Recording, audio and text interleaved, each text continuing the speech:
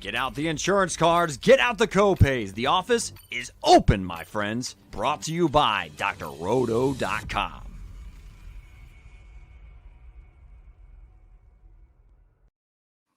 Hey everyone, this is the Look Back podcast with Sam and Maddie, brought to you by drroto.com. Get your daily prescription of fantasy sports. Maddie, how are you? I think you know how I'm feeling after the Steelers finally pull off a win for Big Ben at home. I am excited for you. Big Ben needed that exit. Yes. I'm happy for him. It's time for him to move along. Yeah, it's time. You know, he had a good run, 18 seasons. It is what it is. I'm grateful for the championships that he won us, but I definitely think, you know, it is time. It was brutal to watch. There were some moments where you're like, oh, Ben's so slow. But we still got the win, you know?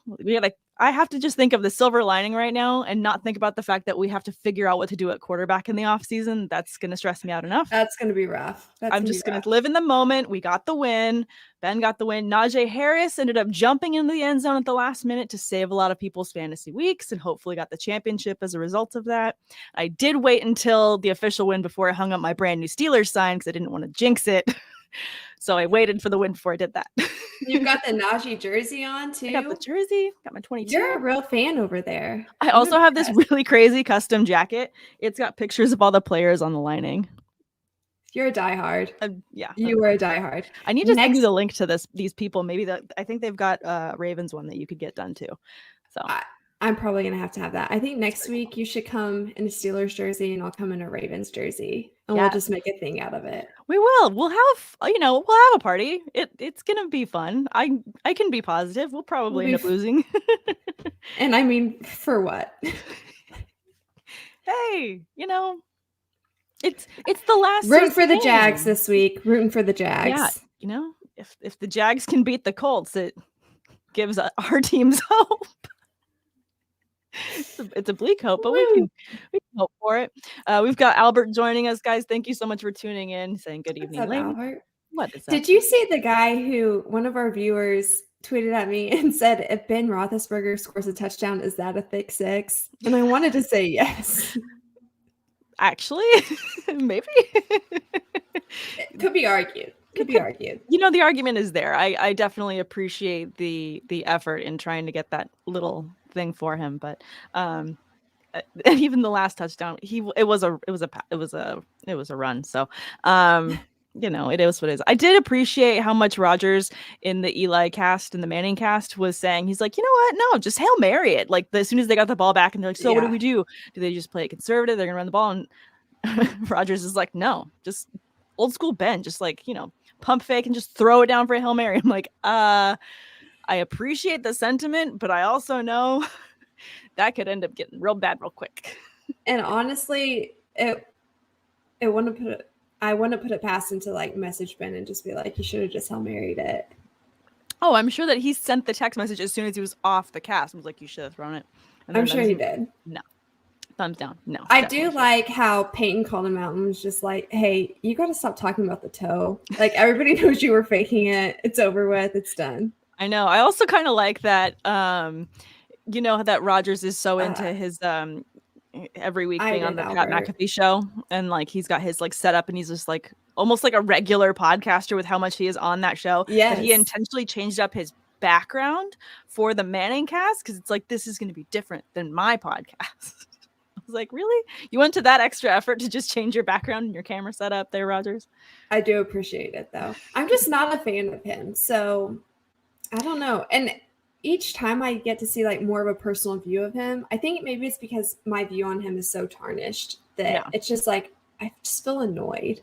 Yeah. Albert, I did face Jamar Chase. I did. So does that mean that you lost the championship because of it? Or did you manage to still win? In one league, I lost. I faced him in 2 leagues. Yeah. I had him in a league, and so I was very happy with the results. I'm sure you were. Sorry.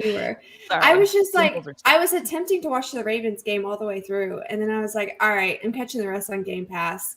And I came back and I was just like, my brain was exploding.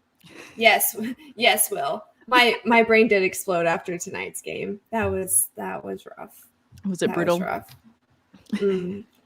Yeah. I'll tell you, yeah, absolutely brutal. We do have to acknowledge the thick six, and I have a thick assist of the week this week that I want to give. Yes. So let's give the awards out. I love giving out those awards. I love giving out awards. And we're going to start off the podcast on a good note. So center Garrett Bradbury for the Vikings gets my thick assist of the week, because I don't know if you guys saw this, but it was a short little dump pass that got broken up with a tackle, and he makes the most athletic move, dives and gets a shoelace catch, and then runs for 21 yards. And it takes 4 guys to tackle him. 4 guys. A center's just sprinting downfield, and it was beautiful. I love it. Yes, Albert, this is what I'm talking about. He is my thick assist winner of the week. It was absolutely beautiful. Next season, we have to have graphics ready for when we give out these awards, so I can click a button and it says the thick assist of the week, and it just like, bam, jumps up. It's beautiful. Have to work on just the pure athleticism. I mean, kudos.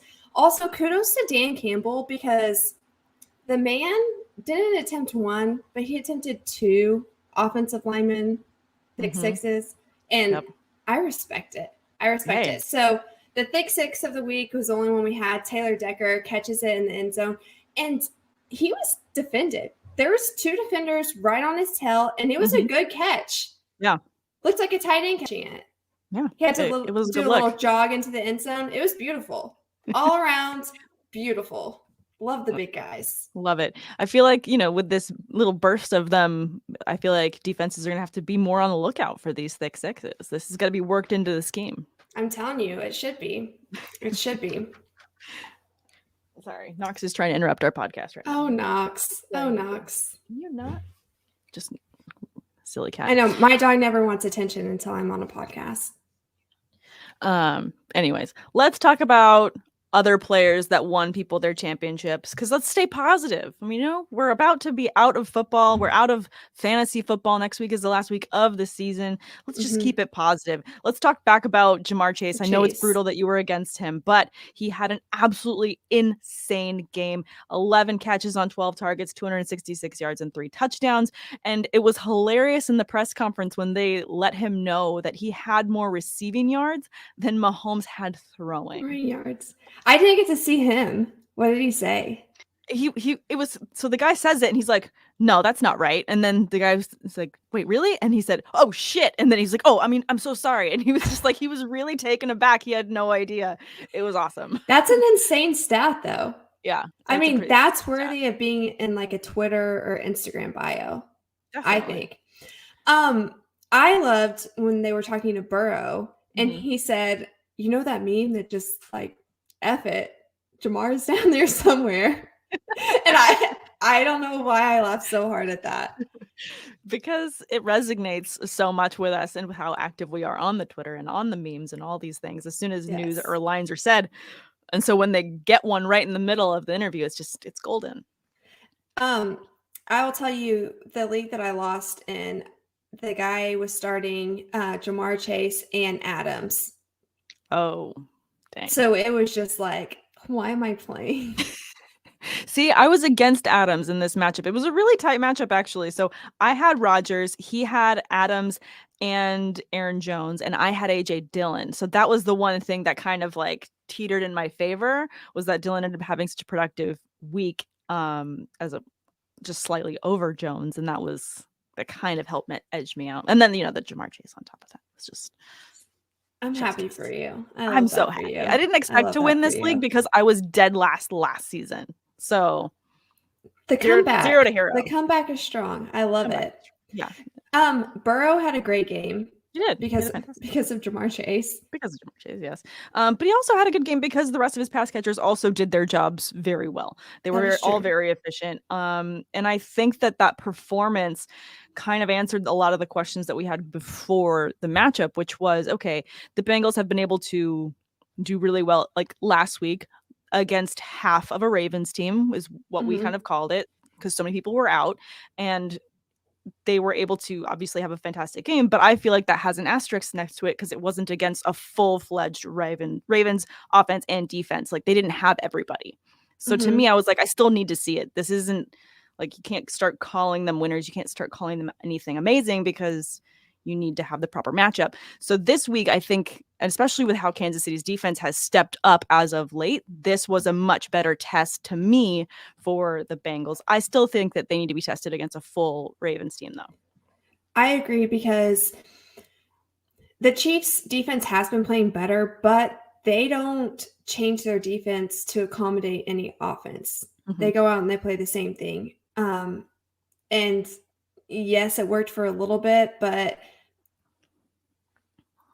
I don't think that the defense played that great in this game, to be honest with you. Yeah. I really don't. I mean, they were better than they had been earlier in the season, but they have had better games in between. I definitely agree with you there. Yeah. They didn't try to adjust at all. Mm-hmm.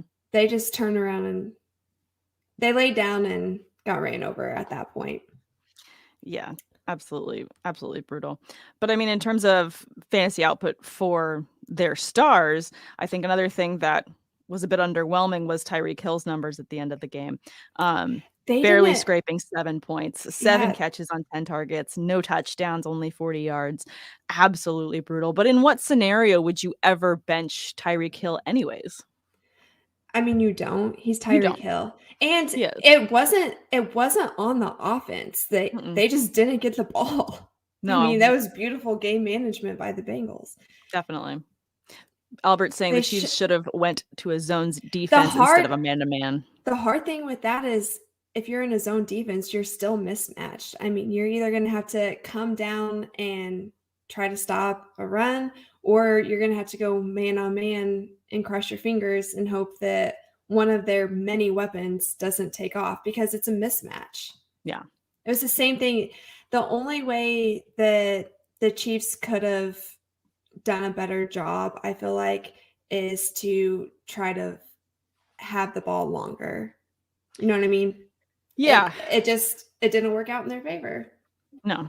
And that's, how the cookie crumbles in this one. But, I also love that, the Bengals did play all 4 quarters. They did not let up throughout the entire game. And I think that is what's going to continue to bring them success, is when they don't take their foot off the gas, especially in our division. I feel like each team has been guilty of it before. I know the Steelers have definitely been guilty of it, where we get up early, and we kind of did it today too, where we take our foot off the gas for just a half second. But you can't do that with any of these teams in the AFC North. We are far too gritty that you just can't let up. And I would argue that that's a big reason why the Ravens have recently had success over Pittsburgh, is solely because the Ravens are like the cockroaches who won't die. They're those guys that are like in celebrities' DMs, just shooting their shot. Like, that's how I feel about the Ravens. Like, the Ravens have no concept of understanding that they might lose a game until it's actually lost. Wait, are you saying that it's like me shooting my shot every time I get into Chris Evans' DMs, and I'm just like, your dog is super cute. Please know I'm alive. Yes. It's okay that you're a Patriots fan. We can still be friends. I will convert for you. That's a thing. People talk about religion. It's more of fandom for me. I thought you meant convert teams. I was like, I will not be a Patriots fan. Oh, no, that's what I meant. Oh. Not even for Chris Evans. Like, wow. These colors don't run. Like, no. You would have to get a whole new wardrobe. Yeah, I'd have to literally change all of my clothes and half of like the stuff in my house. I literally have like snuck in little bits of yellow and black throughout my entire house, so that it's like an adult version of like a giant, I call it a Sam cave because it's not a man cave, it's a Sam cave. The whole house has just got these little essence of Steelers everywhere. I love that. I love that. I have a giant yellow chair. The best part is you live in California. I know. Everyone's like, you guys have 2 NFL teams. That is neither of them. Yes, I've had my friends come over before, and we're sitting in my living room. They're like, "You're a Steelers fan, right?" I'm like, "Yeah," and they're like, "Yep, that's what I was getting." But it's like the most subtle thing. Way to pick up on the vibes. Black and yellow, black and yellow. The vibes out there. We got Jonathan joining us. Danger, we appreciate you tuning in. Hello, Danger. Saying Deontay's touchdown secured his 12-year running home league victory. Never rooted for the Steelers so hard. We appreciate you rooting for us. Danger. Why do I feel like there was sarcasm attached to that too? I don't know. Yeah, I don't think he enjoys rooting for the Steelers at all. But hey, I'll take what I can get, and that's totally fine. But yes, I think that the floor for the majority of the Steelers players that everyone was hoping would get them some form of points met the floor. I mean, Deontay did just fine with just about 13 fantasy points. He had a touchdown. He had 8 catches and 31 yards. So that was just enough. But there was a lot of tweets that I saw people saying, I need 30 from Deontay and I need 20 from Pat Freiermuth. And I'm just like, I mean, it's not going to happen. It's not going to happen. Yeah, I never want to say things aren't going to happen, but that's a lot. I needed 11 from Najee and I got 11 plus some. So I was going to say you got a little bit more than that. You know what was wild for me to watch? Tom Brady.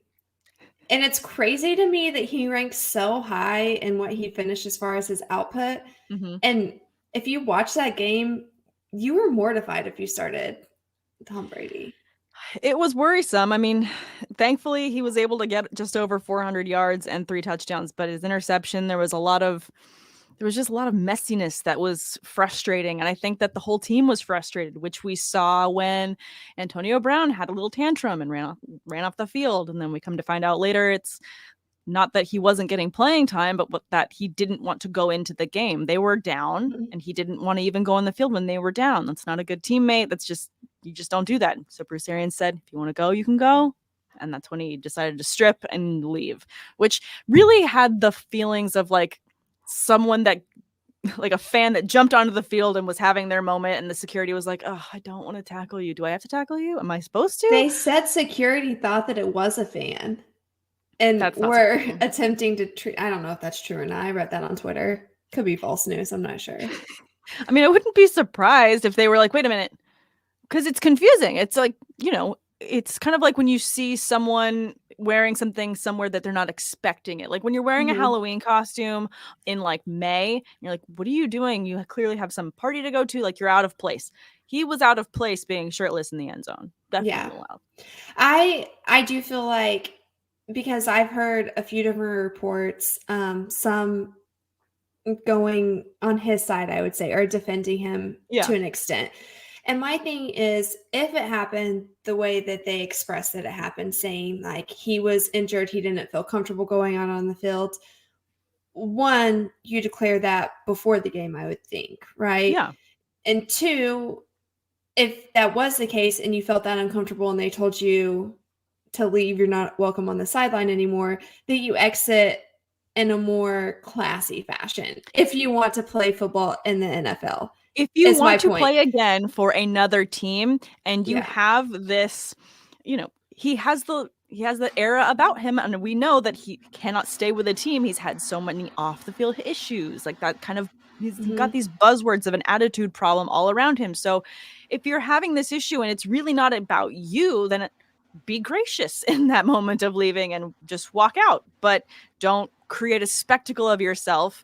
And then I guess he was at a basketball game tonight too. So he was like, he released a rap song last night. And then he released a rap song as well. So maybe don't add to the madness if you want to be taken seriously.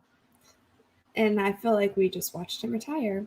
I did feel bad because you could see when they asked Brady about it, Brady was just like at a loss for words almost. He was just like, well, he also vouched for him, and he pulled for him to like get to New England, and then he pulled for him to come. He let him live in his home. He let him live in his home in Tampa. So he's clearly done a lot for this guy, but it sounds like, and I'm at least from visually speaking, it seems like Antonio Brown has a lot more issues going on that need to be dealt with on a much more serious level. A lot of people have said, oh, clearly he hasn't been the same since he had that big hit from Vontaze Burfict years ago, and he's CTE. And it's, you know what?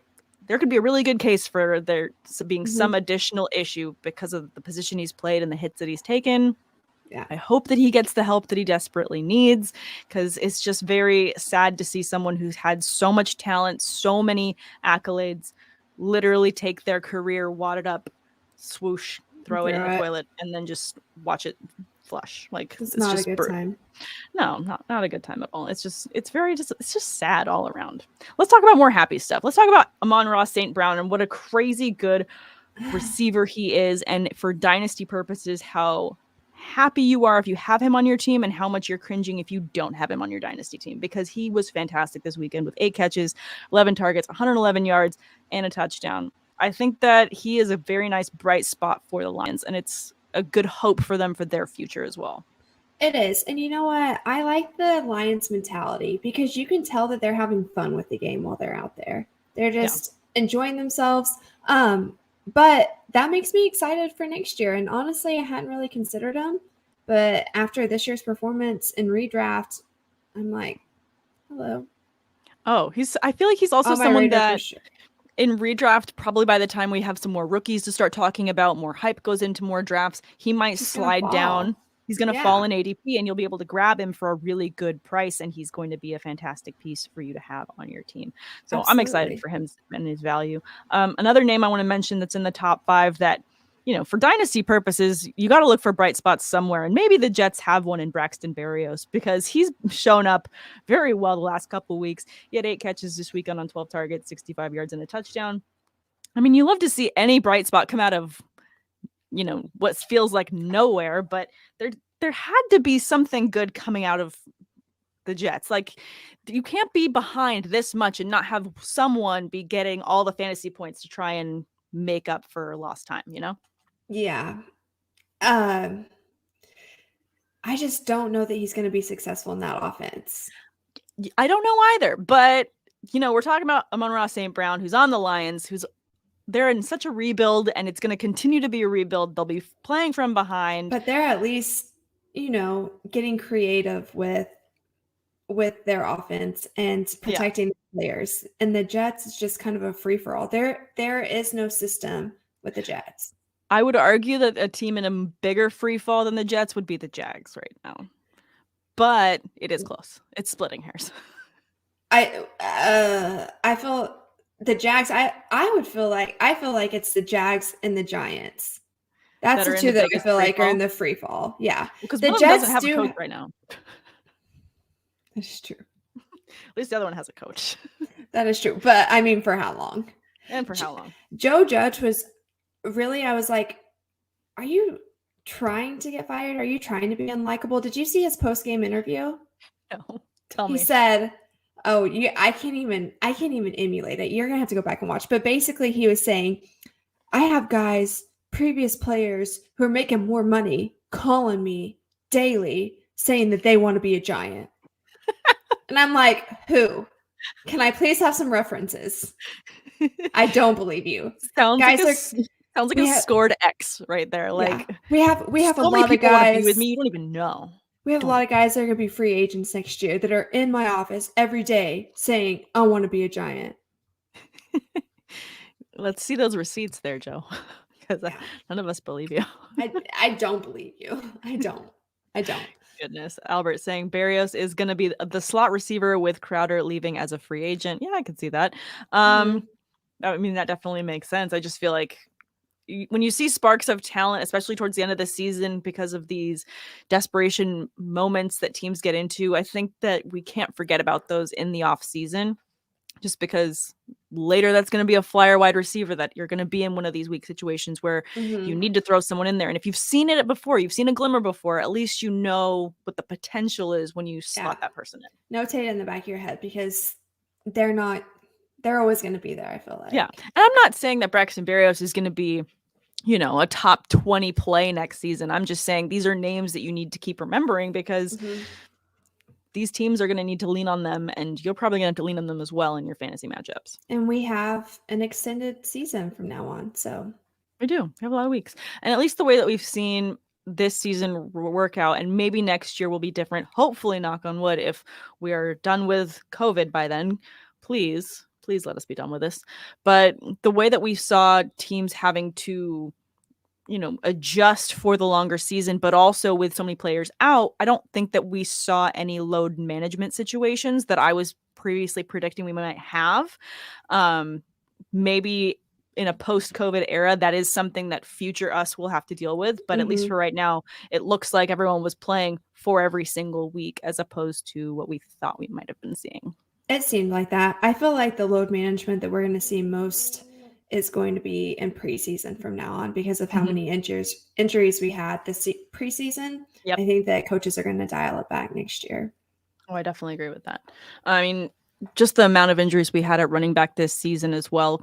For me, looking forward to how I'm going to draft and redraft next season. I'm depending on what spots I get in drafts, I'm less and less likely to be stacking up my running back positions early and hoping for maybe a later draft pick so I can just get a top receiver and then get like a second or third, probably a third round running back, because I was burned by too many double running back stacks where everyone got hurt and I was just like flipping tables. I have nobody in every league. That's how I felt. But still, I've been asked this on so many podcasts that I've been on. Are you going to change the way that you draft? And in some of my leagues, because I have enough drafts, I have enough leagues that I can try it. I don't know. I haven't decided.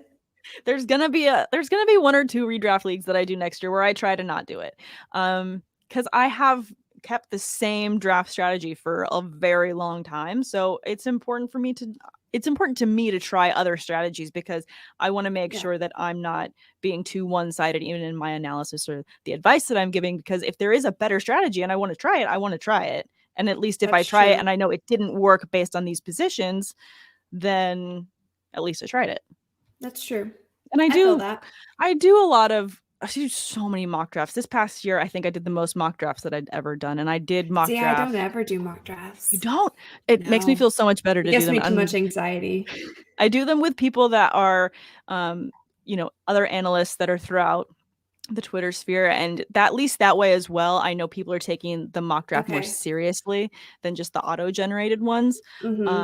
But even with those, it's kind of helpful to see where certain players land. That way you can try different things. Albert jumping in saying, I went 0 RB this year. How did that work out for you, Albert? Let us know. Yeah. Throw in and there. I will say, like, even though a majority of my running backs I lost before the season even started, my top running backs, it just happened that way. Oh, yeah. And I still made it to the championship in several leagues. So it stinks, but then at the same time, it's like, but I'm still here. I'm still fighting, No. I will say there's one league that I'm in that I don't know that I can play next year just because this year they took a tight end in the first round. And I was like, you're screwing up my draft. You're ruining my life. What are you doing? You're doing it wrong. You're doing it wrong. You're drafting wrong. Just do better. Let's talk about other running backs too, since we're on the subject, because a lot of the ones that were in the top this week were not necessarily the top running backs for the week. Rashad Penny saved a lot of people's weeks if they managed to be so thoughtful in playing him the way that Guess who did not start Rashad Penny? Was he on your bench? Yeah, but you must have had better options or options that you felt like were going to outperform him. So. And I really did not think that he was going to have the week that he had. 170 yards, 2 touchdowns, 25 carries. And I think Danger put this up. Did Rush prove enough to force Pete out next year? And he says, I don't think either one of them are going to be there next year. I think that's a really spicy argument, but I could totally see it happening. I feel like Russell wants a change of scenery. And I also feel like it's time for Pete Carroll to move on. What I think is most likely is that Pete stays and Russell moves. I think it's less likely to see them both leave, but it also wouldn't totally shock me either. I agree. I for sure think Russ is gone no matter what. And I don't think that it's a Seattle decision. I think Russ has made his mind and he's done. Yeah, I think it's his decision, definitely. And I think that, whether or not it's a quick decision when all the free agency moves start to happen, if this is going to be one of the first dominoes to fall or it's going to be the last day and we hear about it, could be drama filled or it could just be over very quickly. But I do think that he is on the move. I do too. And if he's smart, he tries to make that happen immediately so he can spend the rest of the offseason trying to form the team that he wants around him, just like Brady did. I mean, you have that power. You're not getting any younger. I mean, if you're going to make the move, pull LeBron James and try to get whoever you want there and make it happen. I think pull a page out of the TB12 book and the way that he did it, because when he made the move, like you said, he made it immediately, started making the connections, got all the phone numbers of everyone that he needed to, and said, hey, I'm making my team. Gronk got his phone call very quickly, and he created the team that he wanted. I think that would be really smart of Wilson to do as well.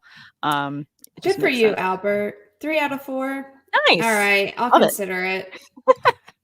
With that, he'll consider it. Speaking of the Seahawks, though, I mean, I was very low on DK Metcalf this week. I felt like he was going to be a big bust, but he did manage to save you with 2 touchdowns, despite only having 4 catches, which I think is brutal. So I don't think that this is fully an amazing stat line. The 2 touchdowns definitely saved him, because 4 catches for 45 yards normally would not give you that many points. And we haven't seen anything out of Metcalf solely because Russell hasn't been there ready to play. He just hasn't been in it. I told people not to start Metcalf this week just because I didn't believe it at all. No, me too. No, it didn't make sense. The way that he has performed just very consistently over the entire season as a result of just the style of play there in Seattle. It just hasn't made any sense. I think this offseason and this week, I'm not going to have my stock market article come out tomorrow, but it's going to come out the following week. And it's going to be kind of a recap of the entire season, like notes to take forward into next year. I'm excited about that. So I might end up making a much longer article because I have 2 weeks to write it. So might be a novel. And it's going to be juicy. Should be juicy because there'll be takes like, players I'm just not going to draft at all next season based on this season entirely. Obviously, off-season moves could change a lot of things for certain players, but there's also a lot of takeaways based on the way that teams had to adjust that just make me more excited for other players going forward into next season. Ramondre Stevenson had a fantastic game as well. He had 2 touchdowns for 107 yards and 19 carries. That was amazing. I think that the Patriots are going to be a real thorn in a lot of teams' sides going into the playoffs. I think that they're going to stick around. They're just looking super consistent right now. I do too. And I mean, okay, we're taking the opponent into consideration, but at the same time, that offense looks so composed. The defense looked like they weren't even trying. It was just, it looked all too easy. It looked all too clinical. Bill Belichick offense, defense, everything was just, it was kind of like watching the San Antonio Spurs from a couple years ago where everything was just like clinical. It's like, okay, yeah, they're winning again, and it's just systematic, very systematic, very, very everyone clean. Was doing what they expected, making Mac Jones just look like a crazy veteran presence with just that level of consistency. He had that composure too. He stepped into the pocket with that composure. The thing with this is typically we don't see New England players pop off. We just don't. That's not the Belichick way. He likes everything to be very spread out. If one thing's going really great, that's awesome. Let's try to throw this in and see where the momentum takes us. Can we execute that? That's just the way his style of coaching rolls. So to have a guy that's in the top 5 running back wise, that's amazing because typically we don't see that. No, typically we don't. And at least, especially in a late season, post Brady era as well, where we're not fully anticipating someone like Julian Edelman to save your fantasy week with over 100 yards and, at least 10 catches. And, there's less of like I know at least this is going to happen. We really don't know week in and week out exactly what's going to happen. It's even more of, a magic 8-ball moment of like, ask again later. And you keep looking, ask again later. And it's like, you won't tell me anything. It's just every single time. But no, I think that, end of the season Patriots that we're seeing, they're just looking very formidable, and I think that they're going to upset a lot of teams in the playoffs. I think so too. Another running back who had a really good week was Singletary, and I was surprised by that. Not that he was going to have a good game. I just didn't think that he would have that type of game. Yeah. Against the Falcons, I thought that they were going to throw. Yeah, I mean, I felt like because of the weather, I feel like with Buffalo, you got to do a weather report. You just got to. That's true. It's just so brutally cold. And I saw the snow that was supposed to be there on the Sunday, and I was just like, you know what? If it's going to be a little bit blustery at all, it could give Singletary a bit of an edge. And it did. He had a really great game. He had 23 carries, 110 yards, and 2 touchdowns. But it could have gone either way, just the way that they have been running the ball. And Josh Allen could have easily had those touchdowns as well himself. So it's hard to bank on him because he has Josh Allen to always have those rushing touchdowns. And the offensive line is not very trustworthy. A lot of times when you're getting rushing touchdowns, it's because Josh Allen is scrambling. Yeah. No, absolutely. And he's great at his scrambling. He's young. He's got the legs to do it. Like, keep going. I just keep getting jealous seeing Josh Allen make all these big running moves because he's huge, just like Ben. But gosh, the youth and the athleticism really do help someone out, don't they? Albert, yes, Daryl did have a good game. And honestly, I don't know why the Chiefs don't utilize that more. I really don't. I feel like the Chiefs should utilize CEH and Williams the way that the Cowboys utilize Pollard and Elliott. Yeah. I mean, CEH was out this week. Otherwise, I know, but at the same time, I didn't expect Daryl Williams to have as big of a game as he did with the 2 touchdowns, but because it is upsetting when they don't. Offense. It is because they have a run blocking offensive line. Yes, and how many times in the offseason and right before as soon as they drafted CEH, everyone said, oh, this is going to be the perfect fit because in this offense, any running back is going to have success because we were talking about names like Charkandrick West and all these other running backs from forever ago, it feels like, that had amazing success in this exact offense. But for some reason, they have the players to do it, and they've just turned the switch off on running. Which I don't understand because they haven't turned off the RPO offense. They've just only executed the passing portion of it, which is wild because it really is. It really is. So hopefully they take this with them into the playoffs, into next season, and they really plan around it. But I would love to see a dual threat backfield. I think in order to stay successful in the playoffs this year, they're going to have to continue to lean more on the running game just to stay competitive because, Tyreek Hill's going to continue to get double coverage.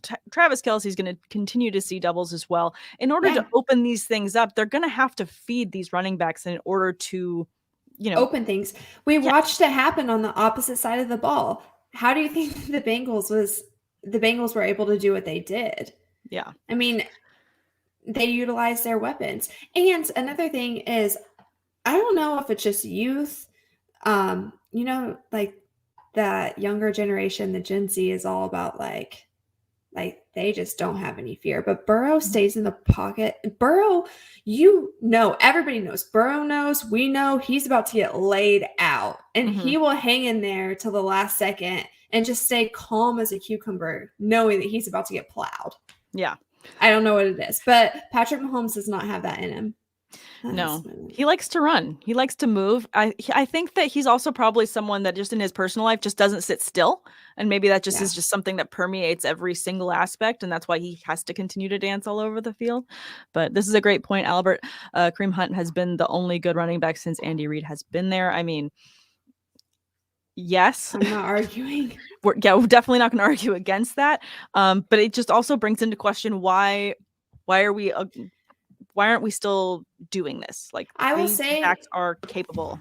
I feel like I draw everything back to the offensive line, but last year specifically, they had a really strong pass blocking offensive line. Now you have guys that their strength is a run blocking offensive line, which is perfect if you're running a lot of RPOs, specifically if you're going to run your RPO out with your quarterback out from under center. It gives your time or your line a little bit more time to get their footing, get their balance. Your quarterback has more time to make his reads. But for some reason, Andy Reid won't allow them to utilize running backs the way they should for that to be effective, which is really frustrating. Yeah. Maybe just listen to our podcast Mahomes. And he would fix it. I know. Honestly, I feel like at the beginning of the season, it was a lot of Patrick Mahomes making bad decisions. And now it's just like, what are we play calling? Are you guys just doing what Patrick's comfortable with? And that's what's finally made him comfortable? Because if that's the way it is, like, you have to learn that one person isn't the entire team. Yes. And I don't care what people say, he has yet to carry that team this year. No, I actually agree with you completely. And on the opposite side, looking at how this game played out, I mean, Burrow leaned on his entire team to get this done. It wasn't just him carrying the team. Everyone was stepping up throughout. And I think, the teams that end up winning these championships are not because one person carried the team the entire way. You could say that for Aaron Rodgers doing a lot, but at the same time, this year he has leaned on a lot of different people to get the Packers to where they're at right now. Same thing with Brady. I mean, like, who did Brady throw that last touchdown to? Anybody know him? No. Exactly. Like, that's my point. And Brady, like, I get that Brady's kind of the one that's like, this is what I want. This is how we're going to do it. But at the same time, he's playing for Bruce Arians. And he has more experience than a majority of the time I've been alive in that league. And he knows his players through and through. I feel like Patrick Mahomes was uncomfortable with where he was at this season and kind of threw a titty tantrum and said, this is what I'm comfortable with. So that's what they're giving him. And it's going to end up shooting them in the foot later on. It just is. Cyril Grayson had a passing touchdown there with Brady. I'm apologizing now, Mr. Grayson, if I said your first name wrong. My bad. Against the Jets. You're new to me. Just absolutely ridiculous. But anyways, let's talk I'm about... off my rant. That wasn't a rant. Sit down. I feel like we've had other rants. Yes. Definitely had plenty. But I just want to pull up just the quarterbacks of the week and just see exactly who was the top performer. But of course, my iPad is not doing what I need him to do. We have Joe Burrow, Tom Brady, Matthew Stafford, Aaron Rodgers, Kyle Murray. Let's talk about Matt Stafford before we end the show, because I feel like we kind of have to talk about him. Not that we have to talk about him, but it's a little bit more than a little bit frustrating, considering that the Rams have all of these weapons. And unfortunately, to end the season, in the last 2 weeks, Matt Stafford has had 5 interceptions. I'm going to answer that, but before we get going, I had it on passing leaders. Just so you know, like, overall, it was Burrow, Wilson, Brady, Prescott, and Jones were our top 5. Perfect. Okay, Matthew Stafford. I know. What? I don't feel like he had a great game. He made a couple of throws at the end. Good for you. Against a Ravens secondary that's very beat up. And that team was exhausted by the end. Honestly, they made some silly mistakes. And if Tyler Huntley could have not thrown an interception and the Ravens could have finished, they wouldn't have won that game. No, I don't think that the Rams necessarily should have won that game, just the way they're playing. Like you're saying, with the Ravens being depleted in their secondary, you wouldn't expect to have just this many mistakes for Stafford. Like, they're playing down men. Why are you playing down? He threw a pick 6 right off the bat. Yeah, just like, it doesn't make any sense. Like, I mean, and they weren't even they weren't disguised coverages. I mean, they were basic, just picks. They were bad decisions. Yeah, just very bad decisions. Very, very sketchy. It just didn't make sense the way he's been looking these last couple of weeks. And for the Rams to really push all the chips onto the table and go so all in this season for a home Super Bowl, which is what everyone's been talking about, what everyone seems to want, it's just very upsetting to see so many mistakes happening at this point in the season. These feel like mistakes that should have happened in weeks 1 and 2, not in weeks 16 and 17. I agree. And what's wild to me is that defense should absolutely be dominating, but it's not, because they can't get on the same page. No. When they're pulling people down, like, ideally you have Aaron on one side, and then I say this. Okay, I'm talking about against the Ravens, how you would have beat them. The Ravens can't handle a blitz. They can't. So what are you doing? It would take nothing for you to blitz a quarterback who doesn't have hardly any experience, bring everybody down. They are athletic enough to do it, but it's just like, their front and their secondary can't get on the same page. You know what I mean? Yeah. And it felt also kind of, it just didn't make sense to give so much praise to Von Miller at the end for the sack that he did get at the end. It was one play. It was one play. That was at it. The very end. It's like, congratulations. We didn't hear his name at all. For showing up at the very end. It's like showing up at the last very moment of like a kid's party to do the magic, and the kids have been crying the entire party, and you're like, you saved the party. Thanks for being 2 hours late. I mean, the left tackle, you guys know how I feel about our left tackle. And then we talk about our center was out literally minutes before the game, was suited up on the field, got incredibly ill on the sideline, and the center found out that he was starting 15 minutes before the game, 20 minutes before the game. So the fact is they should have just demolished the Ravens offensive line, and they didn't. No. They should have won this game by multiple touchdowns. They did. The Rams did not look good. But and OBJ is your glorified winner of this week. Yeah. I mean, I do think that they did a good job of shutting down Kupp, but OBJ, that's who you're going to bank on going into the playoffs? I mean, and still, like, shutting down Cooper Kupp, I mean, is still an amazing fantasy day for any other average receiver too. So congratulations, you kept him to only 6 catches, 95 yards, just barely kept him under 100 yards and 1 touchdown. But I still wouldn't give Odell the receiver of the game award. It still has to go to Kupp to be able to still pull those stats despite being so well covered. He was. And that touchdown that he had, that wasn't even his route. You could tell that he Cooper Kupped it. Yeah. He worked out. But really good. There was a couple times he did that and Stafford didn't see him. So it does look like he's kind of playing with blinders on in some ways. He does. And it's almost like he's overanalyzing it is what it looks like. He's too scared he's going to make a mistake that he ends up making a mistake. Yeah. So you can't second guess in the NFL. You just can't. No. So, I mean, going ahead, I mean, I know we're going to be doing another episode next Monday, guys. So don't forget to tune in again. We're going to keep up as much as we can with the playoffs so you don't miss out on the fun with Sam and Maddie for the Look Back podcast. But going ahead into the playoffs and just kind of thinking about it a little bit as we go forward, I'm liking the Rams less and less to make it to the Super Bowl just based on their recent performance. I'm liking the Patriots quite a bit more. The Packers are looking fantastic. And the Bengals are going to surprise, I think, a lot of people if they can keep this up. I agree with all of those statements. Man, as much as I hate it, like, I feel like Aaron Rodgers is really up for MVP again. I know. I know it always goes to a quarterback, right? It's historically always gone to a quarterback, or majority of the time has gone to a quarterback.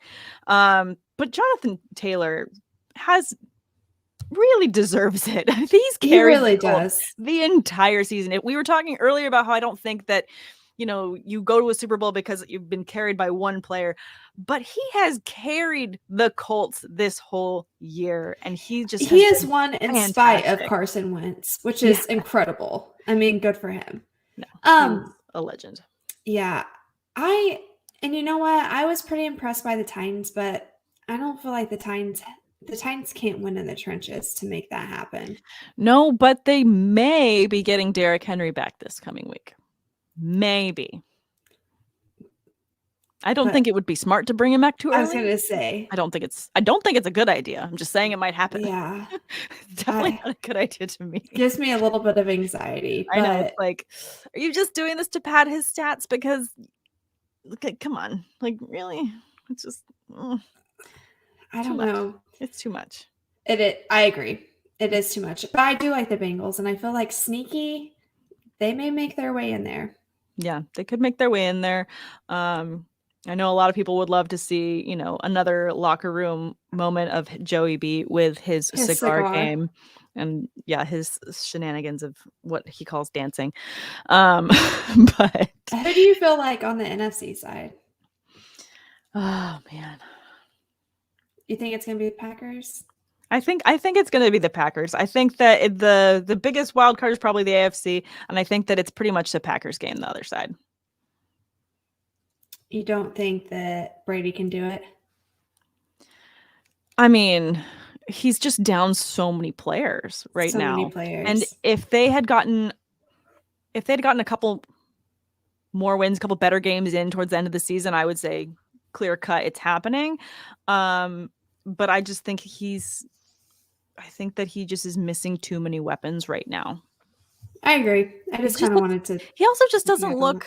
He doesn't look like the Brady we saw at this point last season, where it was like, oh, he is fully in the zone. Like we're talking about how Stafford has these blinders where he can't see players on the field. Last year, Brady just had this full tunnel vision of Super Bowl, and right now it doesn't feel like he has that full tunnel vision. Drive. No, going on. It doesn't. I agree. I don't know. I'm not an Aaron Rodgers fan, but I feel like they may be our. I think that's my NFC pick. I think it's going to be mine as well. What's crazy is the Cowboys have the talent to do it, and they cannot be consistent enough to make it happen. No, their defense has looked fan-freaking-tastic, and Dak just is a couple steps behind or in the wrong direction on most plays, and it doesn't make sense. People are going to argue with me, but Mike cannot game manage to save a game. Cannot. No. Absolutely cannot. I don't know what that timeout was about, because if they still had it, then they could have challenged that play. I don't know. Granted, they shouldn't have been in that position anyways, but I feel time like management has been absolutely awful all season. That's where they've been consistent. He's Mike McCarthy. Maybe he just doesn't have a watch. Maybe that's his problem. Maybe his players should have gifted him a watch for Christmas. Or a rule book. I love it. All right, let's get to a couple more comments before we sign out. Little Box is saying, I was down 2 points on 3rd and 2 last Pittsburgh play, and Najee busts that touchdown to send me into the championship game. Najee Harris, my first pick in Dynasty, paying off. Very nice. Love it. I don't know if you also have your Najee jersey on to rep this amazing moment, but I do for you. Big claps. Love to see that. I saw it also. They were talking about I think Eli mentioned he's like winning a lot of people's fantasy leagues right now, because they mentioned that he should have taken a knee to like run out the clock and not go into the end zone. Fantasy people are like, no, what are you talking about? What are you doing? No, but he didn't just do that touchdown for, fantasy purposes. He did it to get another touchdown on the board for Ben. So he was doing that for the big guy, which we definitely appreciated. But any notes before we sign off on anything new you have coming out this week? Last week I had to miss because of a volunteer event. I have not confirmed, but I think Doc and I are going to be doing the first look, which is always fun on Wednesday nights. Nice. I'm kind of bummed I won't get your article this week, but I'm excited for it to come out next week. Something to look forward to. It will be I'm definitely over promising and probably going to under deliver, but because I have 2 weeks to write it, guys, and not just one evening, that should mean a much better article for you guys next week. So you can take it for all you Dynasty lovers out there. I'm a huge Dynasty nerd myself, so I'll be catering to those people for that stock watch. Let's make some money. Let's make you guys some money. Let's go. Let's look forward to next season. Not be so sad that this season is ending, because I don't want to think about the sadness right now. Share your picks with us. I love getting to celebrate little wins with people. Definitely. Anytime you win money, that's not a little win. That's exciting. Yes. And hopefully we'll get some more thick sixes this week. People have been tweeting at me, and I love it. I love it. We got to work on that merchandise. I got to work on some graphics for you so we can. We have a homemade one over here. I love it. I know that Sam's is going to be balling. No, that one's really good. That's the OG, and I think that should be the limited edition that you run like 10 of, and you should like sign and then have people bid on them. That's what I need to send you one. Yes, send me one. I'll send you my address. Yes. But thank you guys so much for tuning in to the Look Back podcast with Sam and Maddie. Check out all the other content, seasonal, and DFS tools, as well as premium access to our staff for all your fantasy sports questions in the members-only Discord right here at drroto.com. Congratulations on all your championship winners out there. Have a wonderful rest of the week. Thanks for stopping by the office. Get your fantasy prescription by subscribing to the channel and checking out drroto.com. And until the next visit,